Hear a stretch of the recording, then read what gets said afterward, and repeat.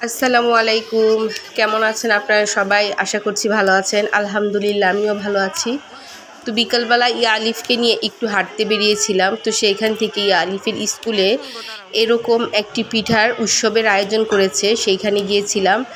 তো এইখানে অনেক রকমের পিঠার আয়োজন ছিল, সাথে জামা কাপড় এবং বিভিন্ন রকম হস্তশিল্পের মেলা বসেছিল।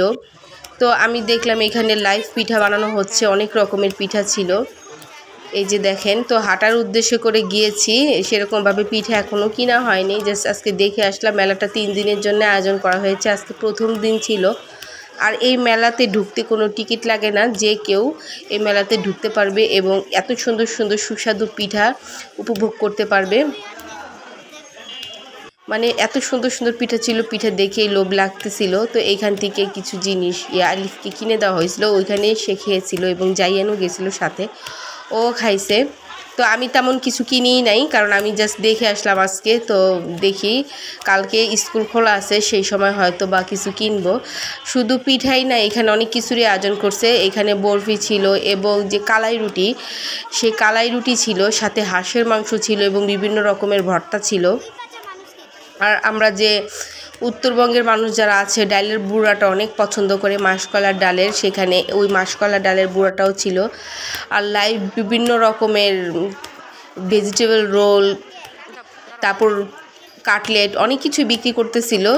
জাস্ট আজকে আমি একটু দেখে আসলাম। পেস্ট্রি, কেক, সব যারা এখানে বসেছিল উদ্যোক্তা, তারা নিজেদের হাতে এগুলো তৈরি করছে এবং নিজেদের হাতে তৈরি করে এগুলো এখানে বিক্রি করতেছিল। সব এগুলো বাসায় তৈরি করা। আমি জিজ্ঞেস করছিলাম, মানে এগুলো সব স্বাস্থ্যসম্মত। তো এই যে এখান থেকে যে সবুজ কেকটা ছিল, এটা জাইয়ান একটা খেয়েছে এবং জাইতুনের জন্য একটা নিয়ে আনা হয়েছে। আর এখানে পেস্ট্রি ছিল, বিভিন্ন রকম পাকন পিঠা ছিল, আর যে দুধে ভিজানো চুই পিঠাটা সেটাও ছিল। তো আমি যখন বগুড়া গিয়েছিলাম অনেক পিঠাই খেয়ে আসছিলাম, যার কারণে এগুলোর প্রতি তেমন একটা আমার আকর্ষণ লাগছে। পিঠা বলতে আকর্ষণ লাগে না, আজকে আমি নেই, তবে আরও 2 দিন আছে, আরও একদিন আমি যাব ইনশাল্লাহ। তো এই যে দেখেন, এইখানে বিভিন্ন ঝাল আইটেম ছিল। মানে এখানে যতগুলো স্টল ছিল, সবচেয়ে বেশি এখানে পিঠার আইটেমটাই করা হয়েছে। আর খুবই সুস্বাদু পিঠা ছিল, যেহেতু আমি খাই নাই, তবে দেখতেও আকর্ষণ লাগতেছিল আর কি। তো আপনারা যারা মিরপুরে আশেপাশে আছেন, তারা অবশ্যই ভিজিট করবেন এই পিঠা উৎসবে।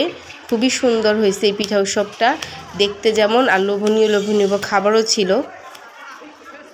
প্রত্যেকটা স্টল এরকম হাইজিনিক মেনটেন করা হয়েছে, এরকম র্যাপার দিয়ে, তারপরে এরকম দেখতে পারতেছেন উপরে পলিথিন দিয়ে দেওয়া হয়েছে। আর প্রাইসগুলো দেওয়া ছিল, কিনতে তেমন একটা দরদাম করতে হয়নি, সুবিধাভাবেই নেওয়া হয়েছে। আর এই যে দেখেন, এখানে ডালের বুড়া যে বললাম, উত্তরবঙ্গের মানুষরা না, সব জায়গার মানুষেরই কম বেশি এগুলা খেয়ে থাকে।